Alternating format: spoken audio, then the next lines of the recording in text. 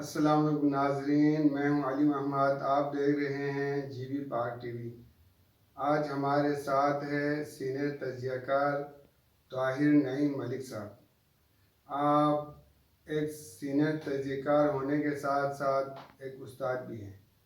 ہم ان سے بات کریں گے جی بی کے مسائل پر۔ السلام علیکم سر۔ وعلیکم السلام، بہت شکریہ آپ کا۔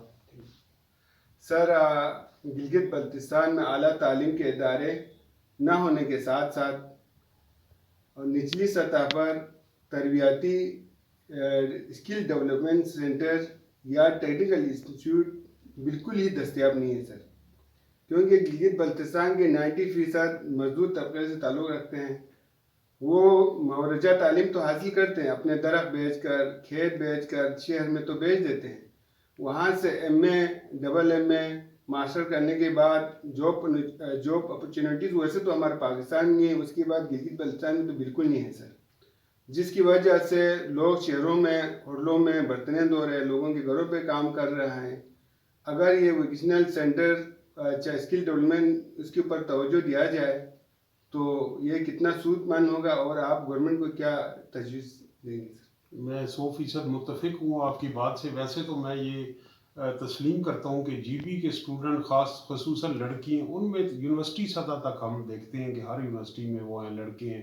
لیکن آپ جس طرف نشاندہی کر رہے ہیں کہ جب کیریئر کاؤنسلنگ بدقسمتی سے ضروری نہیں کہ ہائر ایجوکیشن میں ہو، میٹرک کے بعد لوگ بے مقصد ایف اے بی اے کر رہے ہیں، اور آج کی دنیا سکلز کی یعنی ہنر کی دنیا ہے، سرٹیفکیشنز ہیں اور کمپیوٹر کی لینگویجز ہیں اور مختلف طرح کے سکلز ہیں جنہیں سیکھ کے گھر بیٹھے وہ ہزاروں روپے مہینے کے کما سکتے ہیں۔ تو جی بی میں غربت ہے گلگت بلتستان میں، وہاں ہم دیکھتے ہیں کہ چھوٹے بچے گھروں میں کام کرتے ہیں، اور بعض اوقات مجھے بڑا ان کے استحصال کا اندازہ ہوتا ہے۔ ایک تو جو چائلڈ لیبر ہے وہ ویسے بھی قانوناً اس کی اجازت نہیں، دوسرا سردیوں میں جب زندگی شدید ہوتی ہے، یہاں پنجاب میں، اسلام آباد، پنڈی میں انہیں گھروں میں ملازمت پہ رکھا جاتا ہے، صرف کھانے پہ اور رہائش پہ، تنخواہ بھی نہیں دی جاتی، اور اگر دی جاتی ہے تو 4-5 ہزار سے زیادہ نہیں۔ تو یہ ایک بدترین استحصال ہے۔